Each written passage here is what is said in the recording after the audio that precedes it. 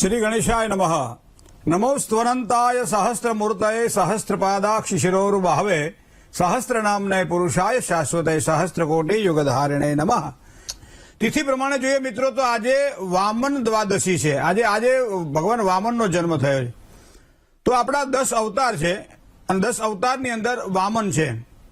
તો એ વામન અવતારને જો આપણે કદાચ બધા લગભગ બધાને ખબર છે કે વામન અવતાર ક્યારે થયો, શેના માટે થયો, ભગવાને પોતાનું સ્વરૂપ વામન શા માટે બનાવ્યું અને બલિરાજાના યજ્ઞની અંદર 3 ડગલાને માપી અને સચરાચરને માપી અને ત્રીજું ડગલું જ્યારે ભરવાનું કહ્યું ત્યારે બલિરાજાને કહ્યું કે ત્રીજું ડગલું ક્યાં ભરો અને એવા સમયે પાતાળનું રાજ્ય બલિરાજાને આપ્યું। એવી સુંદર કથા આપણને આ વામન જયંતિ દ્વારા જાણવા મળે છે।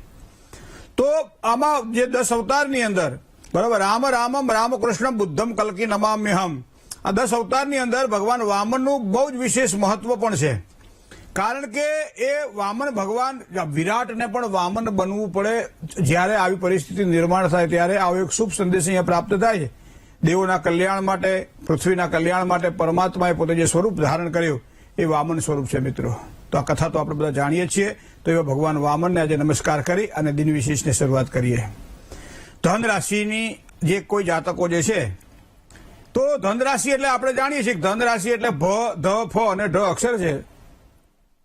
ધન રાશિ એટલે રાશિ મંડળની આ 9મી રાશિ છે। ધન રાશિનો જે સ્વામી છે એ બૃહસ્પતિ કહેતા ગુરુ છે।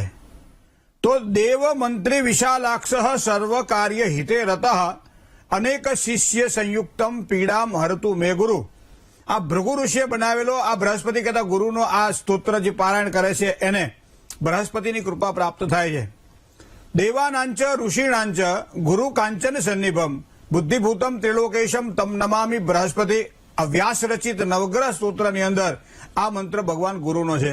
તો એ ગુરુ જે રાશિનો સ્વામી છે તો એ રાશિ ધન રાશિવાળા ગુણ અને અવગુણનો જો વાત આપણે કરીએ તો પહેલા તો સ્વભાવની વાત કરીએ। ધન રાશિવાળા જાતકોનો સ્વભાવ મોટા ભાગે એવું બને કે બધાની સાથે હળી મળી અને કામ કરવાની એની વૃત્તિ હોય। પણ પાછું મેષ રાશિ, સિંહ રાશિ અને ધન રાશિ આ 3 રાશિ અગ્નિ તત્વની રાશિ છે। તો આ એનો મતલબ એવો થાય કે તમે સરળ સ્વભાવને સમજવો નહીં। હા, એ બધાની સાથે સરળ રહીને કામકાજ કરે, બધાની હારે હળી મળી જાય બરાબર। પણ જો એને ક્યાંક સ્વમાનને ઠેસ લાગે તો એ ક્યાંક ને ક્યાંક એ પીડા અનુભવે છે અને એના કારણે પછી એને કઠોર બનતા વાર નથી લાગતી। તો સ્વભાવની સરળતા સામાન્ય રીતે ધન રાશિના જાતકનો સ્વભાવ આવો હોય છે। બીજી વસ્તુ તમને કહું કે ખાવા પીવામાં થોડી કાળજી એટલા માટે રાખવી પડે કે પાચન શક્તિએ ધન રાશિના જાતકોની થોડી મંદ જોવા મળે। આમ તો મેષ રાશિ, સિંહ રાશિ અને ધન રાશિ આ 3 રાશિને પાચન શક્તિની થોડીક તકલીફ રહે છે, જેના કારણે ઘણા બધા પ્રશ્નો પેટને લગતા ઊભા થાય છે, ચામડીને લગતા ઊભા થાય છે। મોટાભાગે આ વસ્તુ આપણે જોવા આવે છે। હવે શું કરવાથી સારો લાભ ધન રાશિને થાય હું તમને કહું। એના સ્વભાવની ગુણ અવગુણની વાતો પણ કરી, પણ વાત સાથે એ પણ કરી લઈએ કે શું કરવાથી એને સારો લાભ થાય। તો એક તો પહેલા દરરોજ સવારમાં ભગવાન સૂર્યનારાયણ ઉદય પામે એ પહેલા એને ઉઠી જવું જોઈએ। જો સારા સુખ ફળ પ્રાપ્ત કરવા હોય તો આ વસ્તુ કરવાની, બાકી જે છે એવું જીવી એને કંઈ કરવાની જરૂર નથી। સવારમાં સૂર્યોદય પહેલા ઉઠી સ્નાનાદિક કર્મથી પરવારી ભગવાન સૂર્યનારાયણને જળ ચડાવી સૂર્યનારાયણના દર્શન કરી ઘરમાં કોઈ નાનું બાળક હોય, એ દીકરો હોય કે દીકરી હોય, નાનું બાળક હોય, ખાલી એનું મોઢું જોવે ને તો એનો આખો દિવસ સારો જાય। કોઈ પણ પરિશ્રમ પછી પીડા અનુભવાતી હોય, સારા પરિણામ ન મળતા હોય, માનસિક ઉદ્વેગ રહેતો હોય, ટેન્શનો ઉભા થતા હોય, કોઈ પણ ધાર્યા કામ ન થતા હોય, ત્યારે પણ એમ કહેવાય છે ઘરમાં નાની દીકરી દીકરો હોય તો એને જોઈ લેવા, ખાલી એના પ્રસન્ન ચહેરાને જોઈ લેવાથી આની પ્રસન્નતામાં વધારો થશે અને એના કારણે પ્રસન્ન ચિત્તે કોઈ પણ કામકાજ કરશે તો એને સારી સફળતાની પ્રાપ્તિ થશે। તો ધન રાશિવાળા જાતકોને આ વસ્તુ આપણે સમજવી રહી। સાથે સાથે કોઈ પણ કલર જ્યારે પસંદ કરવાનો આવે ત્યારે પીળો રંગ એ ધન રાશિવાળા જાતક માટે એક શુભત્વને આપવાવાળો રંગ છે। તો એનો મતલબ પીળો રંગ એ ધારણ કરે, પીળા રંગના વસ્ત્ર પહેરી શકાય છે, પીળા રંગની વસ્તુ પાસે રાખી શકાય છે। ઘરની અંદર જ્યારે સુશોભન કરવાનું હોય ત્યારે પીળા રંગનો વિશેષ ઉપયોગ કરી શકાય છે। કોઈ પણ કામકાજ કરવાનું હોય ત્યારે આપણે કોઈ પણ સારા પ્રસંગોમાં જઈએ તો જોજો હળદર દાનમાં આપવાનો નિયમ છે। લગ્ન પહેલા પણ હલ્દી રસમ હવે ચાલે છે। હળદર એટલે આમ સામાન્ય પીઠી ચોડવાનો નિયમ છે, પણ આપણે હળદરનો વિશેષ ઉપયોગ કરીએ છીએ। ભોજનની અંદર પણ પીળી વસ્તુનો ઉપયોગ મતલબ હળદરનો દરેક જગ્યાએ મોટા ભાગે તમને કહેવાય પીળી વસ્તુ જોવા મળશે। તો એનો મતલબ એવો થાય કે સુકનવંતી આ વસ્તુ છે। એવો જ રંગ ધન રાશિવાળા જાતકોને ખૂબ જ સારો લાભ કરાવડાવે। બીજું કે એને સાધારણ રીતે વેપારની જો વાત આવતી હોય ત્યારે ધન રાશિવાળા જાતકોનું મન ત્યાં વધારે લાગે. નોકરી કરવાની હોય તો પણ એક સારી પરિસ્થિતિમાં નોકરી કરવાની હોય, સારા પોસ્ટ ઉપર નોકરી કરવાની હોય, સારી સેલેરી સાથે નોકરી કરવાની હોય, સારા માણસો સાથે નોકરી કરવાની હોય તો એ વ્યક્તિઓ પ્રથમ પસંદગી એને કરશે. ભલે એને બધું જ બધું, પણ એને સારા માણસો જોઈએ, સારું ધન સંપત્તિ જોઈએ અને પોતાની બુદ્ધિશક્તિનો પૂરેપૂરો ઉપયોગ કરી શકે અને એનું એ પોતે ધન ઉપાર્જન કરી શકે. આવી એક વ્યવસ્થા ભગવાન એના માટે કરીને રાખતા જ હોય છે. અને એટલા માટે કોઈ પણ ઊંચી પોસ્ટ ઉપર ધન રાશિવાળા જાતકો આપણને જોવા મળે છે, જેના અક્ષર ભ, ધ, ફ અથવા તો ઢ છે. બરાબર. બીજી વસ્તુ તમને કહું, ઉચ્ચ અધિકારી વર્ગ કોઈ પણ જગ્યાએ કામ કરતા હોય અને આ લોકોને એમની પાસેથી કામ કઢાવવાનું હોય, બરાબર છે, સામાન્ય રીતે કોઈ પણ બાબતે, તો એ ઉચ્ચ અધિકારી વર્ગ આમના માટે કાયમ લાભદાયક રહે. જે ધનરાશિ છે ભલામણ કરીને જો નોકરી લેવાની હોય અથવા તો કોઈ સારા કામકાજમાં ભલામણની જરૂર હોય, ધંધાની અંદર કોઈની ભલામણની જરૂર હોય, ઉચ્ચ અધિકારી વર્ગની જરૂર હોય તો આવા વ્યક્તિને સહજ રીતે કદાચ આ પ્રાપ્ત થાય અને એના કારણે સારા ફળની પ્રાપ્તિ કરી શકે છે. કફજન્ય પ્રકૃતિ કે વાત, પિત્ત અને કફ, તો સામાન્ય રીતે ધન રાશિવાળા જાતકોની પ્રકૃતિ એ કફ છે. તો એનો મતલબ કે શરદીજન્ય પીડાઓ ધન રાશિવાળા જાતકોને અવારનવાર આપણને જોવા મળે અને એના કારણે સ્વાસ્થ્યની બાબતમાં એને થોડીક આ રહે. 12 રાશિમાં એક રાશિ એવી છે કે ધન રાશિવાળા જોડે ખૂબ સારું બને. લો, કઈ રાશિ છે? કન્યા રાશિ. પોઠ અને ન અક્ષર છે. તો ધન રાશિને કન્યા રાશિ જોડે, 12 રાશિમાં કન્યા રાશિ જોડે ધન રાશિને સારું બને. સાથે સાથે 21 વર્ષ અને 33મું વર્ષ ધન રાશિવાળા જાતકોને સ્વાસ્થ્યની બાબતમાં સંભાળીને રહેવું પડે, કારણ કે ક્યાંક નાનું મોટું ઓપરેશન આવી શકે, દવાખાનું થાય અથવા તો હોસ્પિટલમાં દાખલ થવું પડે, કાંઈક ને કંઈક નાની મોટી સમસ્યાઓ, શરીરને લગતી પીડાઓ આ 2 વર્ષ દરમિયાન એમને જોવા મળે. અને 30 થી 35 વર્ષનો ગાળો છે એ મહેનતનો ગાળો છે એમના માટે. અને 35 વર્ષથી 55નો ગાળો, આપણે કઈ જીવનમાં એક વખત કોઈની પનોતી આવે અને જીવનમાં એક વખત દસકો આવે તો આને 20 વર્ષ આવે. એટલે એનો મતલબ 35 થી માંડી અને 55 વર્ષ સુધી ધન રાશિવાળા જાતકો મોટા ભાગે તમને અવિરત કામ કરતા જોવા મળશે. 55 વર્ષ થાય તો એને નિવૃત્તિની અસર ના લાગે કે ભાઈ ચલો હવે કામ પતી ગયું, ના. ધન રાશિવાળા જાતકોની ખરી જે શરૂઆત છે, આમ સામાન્ય રીતે 5 વર્ષ એના માટે મહેનતના છે શરૂઆતના, પણ 35 થી માંડી અને 55 વર્ષ સુધી ધન રાશિવાળા જાતકોને એ મહેનતના સારા ફળ પ્રાપ્ત થાય અને એના કારણે એની પ્રગતિના બધા માર્ગો ખુલે અને આગળ વધી શકાય છે. યોગ્ય એને માન મળે, સન્માન મળે, સંપત્તિ, સંતતિ આ બધાના સારા સુખ પણ એને પ્રાપ્ત થાય. ધન દોલત હોય, ઘરમાં સંતાનો હોય તો બધાની સારી સુખાકારી મોટાભાગે ધન રાશિવાળા જાતકોને આપણને જોવા મળે છે. જ્યાં કળા હોય, જ્યાં વિજ્ઞાન હોય, જ્યાં કળા અને વિજ્ઞાનનો સમન્વય હોય ત્યાં મોટાભાગે તમને ધન રાશિવાળા જાતકો જોવા મળશે. તો મતલબ કે એને એ વસ્તુ ગમે છે અને ત્યાં જે પોતે માન પ્રાપ્ત કરે છે. વર્ષની અંદર તમે વિચાર કરો કે 9નો અંક જ્યાં આવતો હોય ત્યાં, જો કે 9 એટલે 18, બરોબર, આ પ્રમાણે. હા, એ ઉપરાંત પાછું 33, 40 એ પણ વર્ષો ખરા એના. તો આ બધા વર્ષો છે ને એના માટે એ થોડા કષ્ટદાયક રહે, પીડાદાયક રહે. અને એના કારણે તમે જોજો કે એ વર્ષ દરમિયાન ક્યાંક ને ક્યાંક એ તકલીફ અનુભવે. કયા વર્ષ તમને બતાવું?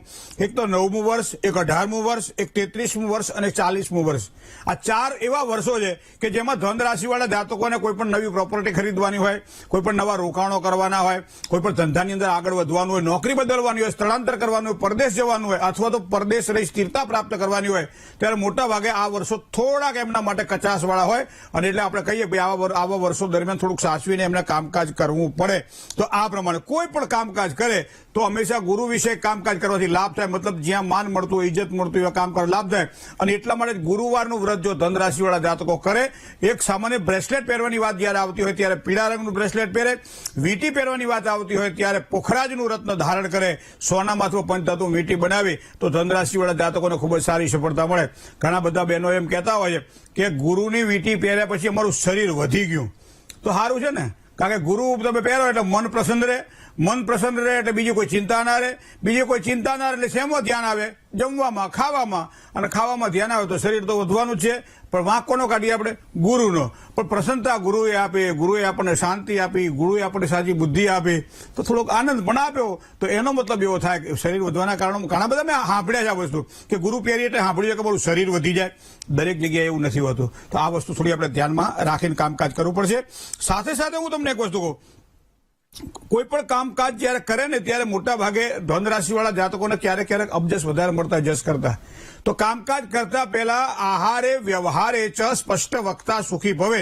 સુખ જો પ્રાપ્ત કરવું હોય તો ખાવા પીવામાં અને વ્યવહારમાં આ બેમાં ચોખ્ખા રહીને તમે કામકાજ કરો. હા વાંધો નહીં તો થઈ જશે, નાના આપણે વાત થઈ જ ગઈ છે, નાના એ વ્યક્તિ ઘરનો જ છે ને એમાં વાંધો નહીં આવે. આ બધી વાતો આપણે મોટા ભાગે જોતા હોય, સાંભળતા હોય, કરતા હોય. પણ ધન રાશિવાળા જાતકોને અબજસથી બચવું હોય તો આહાર અને વ્યવહારમાં જેટલા તમે ચોખ્ખા રહો એટલી તમને સારી સફળતાની પ્રાપ્તિ થાય, એનાથી તમને સારા લાભની પ્રાપ્તિ થાય. તો આ વસ્તુ આપણે ધન રાશિવાળા જાતકોને. બીજું, આર્થિક ઉપાર્જન માટે એક ઉત્તમ કોટીની એક સગવડ ભગવાન ગણપતિ બાપાની કૃપાથી તમને પ્રાપ્ત થાય, જેની ધન રાશિ છે. સારામાં સારું ધન કમાવી શકાય. અન્યાય ઉપાર્જિતમ દ્રવ્યમ 10 વર્ષાની તિષ્ઠતિ. અન્યાયથી ઉપાર્જન મોટાભાગે ધન રાશિવાળા જાતકો ઓછું કરે. એને ખબર છે કે અન્યાય ઉપાર્જિતમ દ્રવ્યમ 10 વર્ષાની તિષ્ઠતિ. 10 વર્ષ સુધી અન્યાયથી ઉપાર્જિત કરેલું ધન કામ આપે છે. પણ પ્રાપ્તે ચેકા 10 વર્ષે 11મું વર્ષ જે આવે તે સમૂલંચ વિનશ્યથી પોતાનું હારું હોય ને એ લઈને જાય. આ વસ્તુ હોવાના કારણે મોટા ભાગે તમે જોયું છે કે વ્યવહારની અંદર આ લોકો તમને ચોખ્ખા જોવા મળશે. તો આ બધી વસ્તુ. બીજું તમને કહું શું કરવાથી સારા લાભ થાય. જો લગ્ન બૃહસ્પતિ પીડાદાયક હોય ત્યારે લગ્ન નથી થતા હોતા. એમાં ખાસ કરી મેષ રાશિમાં ગુરુ હોય ત્યારે, વૃશ્ચિક રાશિમાં ગુરુ હોય ત્યારે, સિંહસ્થ ગુરુ હોય ત્યારે લગ્ન યોગમાં વિલંબ કરાવડાવે છે. બીજી વસ્તુ તમને કહું, સ્થાન હાનિ કરો તું જીવ. ગુરુ મહારાજ જ્યાં બેઠા હોય ત્યાં સ્થાન હાનિ કરે છે. બરોબર છે. તો સ્થાન હાનિ કરે મતલબ ચોથા સ્થાનમાં હોય તો સુખનો ત્યાગ ઓલો થાય, 7મા સ્થાનમાં લગ્ન જીવનમાં, 10મા સ્થાનમાં પિતા અથવા પિતાની સંપત્તિ અથવા તો જેને કહે પિતૃકુળનો જે લાભ મળવો જોઈએ એ ના મળે. આવા બધા સ્થાનોની અંદર જ્યાં જ્યાં બૃહસ્પતિ હોય ત્યાં હંમેશા પીડાદાયક બનતો હોય છે. હવે આવા સમયે કદાચ આપણને ખબર નથી પણ તો કરવું શું. તો બૃહસ્પતિની બહુ સરસ તમને વાત કરું કે આપણે ચણાની દાળનો ઉપયોગ કરતા હોય છે ભોજનની અંદર. તો ગુરુવારના દિવસે 2 મુઠ્ઠી ચણાની દાળને બાફી નાખવામાં આવે. સવારમાં આ કામ કરવાનું હોય છે. 2 મુઠ્ઠી ચણાની દાળને બાફી નાખવામાં આવે, એને પહેલા ક્રશ કરવામાં આવે, બરાબર છે, મિક્સરમાં. એની અંદર થોડીક ખાંડ ઉમેરવામાં આવે અને એ પછી જે તૈયાર થાય એ રોટલી જે હોય એ રોટલીના પડ ઉપરના ભાગની અંદર જે પ્રમાણે ઘી લગાવતા હોઈએ એ પ્રમાણે આ ચણાની દાળનું જે છે તે મિક્સ કરેલું જે છે ખાંડવાળું પાણી એ બરાબર લગાવી દેવામાં આવે. એ લગાવ્યા પછી એને ગોળ રોટલીને રાઉન્ડ વાળવામાં આવે. 1 રોટલી લઈ શકાય, 3 કે 5 રોટલી લઈ શકાય, બરાબર. હવે આટલું કર્યા પછી ઉંબરા ઉપર ઉભું રહેવાનું હોય. ગુરુવારના દિવસે સવારમાં 7 વખત એને માથા ઉપરથી ઉતારવાનું હોય. એને ઉતાર્યા પછી 27 નક્ષત્રના બળ પ્રમાણે, કારણ કે કોઈ પણ વસ્તુ અમે તમે જોજો માથા ઉપરથી આ એક ધાર્મિક શ્રદ્ધાનો વિષય છે અને એ શ્રદ્ધા સૌથી વધારે મહત્વની છે. કદાચ મા પાલવની અંદર લોટો ઢાંકી અને સહેજ મીઠું નાખી અને દીકરાના માથા ઉપરથી વારી નાખે અને 4 રસ્તા ઉપર પાણીને ફેંકી દે તો છોકરાના તાવ ઉતરી ગયાના દાખલા. એમાં માનવ પ્રેમ છે, માની શ્રદ્ધા છે. અને એમ પ્રમાણે 7 વાર ઉતારવાનો નિયમ એટલા માટે છે કે શરીરની અંદર 7 ચક્ર છે, 7 લેયર છે. અને એટલા માટે પહેલાથી ઋષિ મુનિઓને ખબર છે કે આ 7 ચક્રમાંથી કોઈ પણ એક ચક્ર ડિસ્ટર્બ થાય ત્યારે વ્યક્તિને પીડા અનુભવાય છે. તો એ પ્રમાણે આપણે ષડચક્રની વાત તો કરી. 7મું ચક્ર બ્રહ્મરંધ્રથી જાય છે, બરોબર છે, જેને સહસ્ત્રાધાર કહેવાય છે. આ યોગનો વિષય છે. પણ શરીરની અંદર આ કામ કરતું હોય છે. કોઈ પણ એક ચક્ર ડિસ્ટર્બ થાય ત્યારે એને પીડા અનુભવાતી હોય છે. તો એવા સમયે માથા ઉપરથી 7 વાર ઉતારવું. આપણે કહીએ કે 7 વાર ઉતારો તો આ વૈજ્ઞાનિક વસ્તુ છે. આપણે આ વસ્તુ આધ્યાત્મિકતાની વસ્તુ છે. તો એ 7 વાર ઉતારી અને એના 27 એટલે નક્ષત્ર 27 છે. કોઈ પણ પ્રકારના દોષ હોય તો એ 27 દોષ નક્ષત્રમાંથી ઉત્પન્ન થાય છે. 27 ના ટુકડા કરીને ગાયને કૂતરાને તમે ખવડાવી દો તો તમારે બૃહસ્પતિની કોઈ પણ પ્રકારની પીડા હોય તો દૂર થાય. તમે પીપળાના નજીકમાં જાઓ, પીપળાના થડમાંથી એક નાનકડું તમે એક નાનકડો ટુકડો લઈ લો, પીડી અને ગાંઠ વાળી અને ગજવામાં રાખીએ ને તો એમ કહે છે કે લક્ષ્મીની વૃદ્ધિ થાય. જેને બૃહસ્પતિની પીડા હોય, જેના કારણે પરિસ્થિતિ એની ખોટી નિર્માણ થતી હોય અને વારંવાર પરેશાનીઓ રહેતી હોય, એને પણ ઘણી બધી નાની નાની વાતો છે મિત્રો. પણ આ ધર્મ સાથે જોડાયેલી વાત છે, શ્રદ્ધા સાથે જોડાયેલી વાત છે. યાદૃશી ભાવના યશ્યમ સિદ્ધિ ભવતી. વૈજ્ઞાનિક સિદ્ધાંતો તમને આમાં કામ નહીં કરે, આમાં ધર્મ અને આધ્યાત્મિક જગત કામ કરશે. તો આ પ્રમાણે કંઈક થોડું ઘણું કરીએ તો એ બૃહસ્પતિની પીડામાંથી મુક્તિ થાય. પણ ધન રાશિવાળા જાતકોને મોટા ભાગે આ વસ્તુ આપણને જોવા મળે છે. જય ગણેશ.